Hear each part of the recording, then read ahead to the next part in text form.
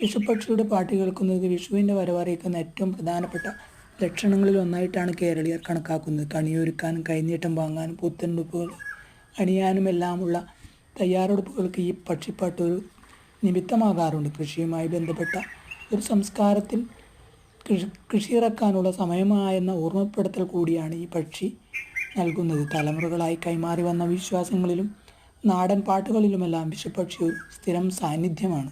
അത് വസന്തത്തിൻ്റെ പുതുജീവൻ്റെ പ്രകൃതിയുടെ പുനരുജ്ജീവനത്തിൻ്റെ പ്രതീകം കൂടിയാണ്. മലയാളത്തിലെ പല കവികളും സാഹിത്യകാരന്മാരും വിഷുപക്ഷിയെയും അതിൻ്റെ പാട്ടിനെയും തങ്ങളുടെ രചനകളിൽ മനോഹരമായി ആവിഷ്കരിച്ചിട്ടുണ്ട്.